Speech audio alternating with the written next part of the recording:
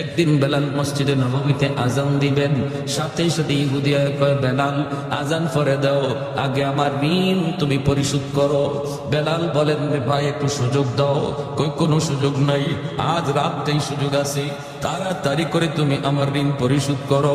বেলাল বলেন, আজ রাতে তো পারবো না, আমাকে 3টা দিন সময় দাও। বেলাল 3 দিন সময় তার কাছ থেকে চাইলে নিলেন, কিন্তু 3 দিনের ভিতরে তিনি ঋণ শোধ করবেন কেমন করে? আল্লাহর নবীর কাছে বেলাল যায় কান্দে, নবী গো, ইহুদি আমার কাছে অনেক ঋণ পায়, এই ঋণটা আমি আনছি আপনার মেহমানদের মেহমানদারি করানোর জন্য। এখন তো সে আমাকে আজান দিতে দেয় না, আজানের আগে আমার রাস্তা আটকায় দেয়। আল্লাহর নবী রহমতের নবী বলেন, বেলাল কেমন করে তোমাকে সাহায্য করব? আমি নবীর কাছেও তো এমন নাই তোমাকে সাহায্য করার মতো।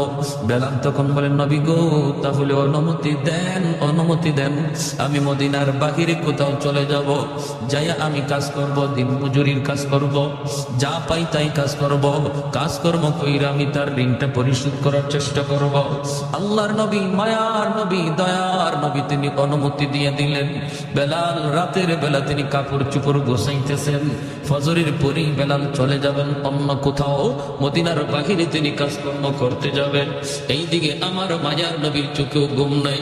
আমার মায়ার বেলাল আজ রাত করি আমার কাছ থেকে চলে যাবি, বেলালের চোখে ঘুম নাই, আমার নবীকে কাল থেকে আমি আর দেখতে পাবো না। সারা রাত বেলালের চোখের পানি ঝরে, আর তিনি কান্দে, আর তিনি কান্দে। ওই অবস্থায় আমার ভাইরা বন্ধুরা, আল্লাহর নবীর কাছে ফজরের আগে 40টা উট বুঝাই করা মাল আল্লাহর পক্ষ থেকে চলে এসেছে। আল্লাহর নবী রহমতের নবী এক সাহাবীকে বললাম, সাহাবী দ্রুত যা, যায় বেলালকে খবর দাও, বেলালের ঋণ পরিশোধ করতেছেন আল্লাহ নিজে। আর একটু জোরে কন্যা সুবহানাল্লাহ।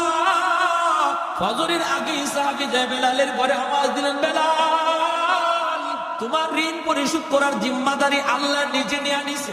মায়ার নবী তোমাকে মসজিদে নববীতে ডাকে রে বেলাল।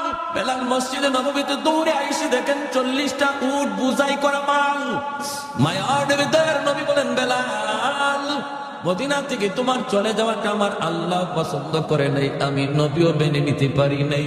তোমার দিলের হালত আর আমি নবীর দিলের হালত আমার আল্লাহ দেখছেন।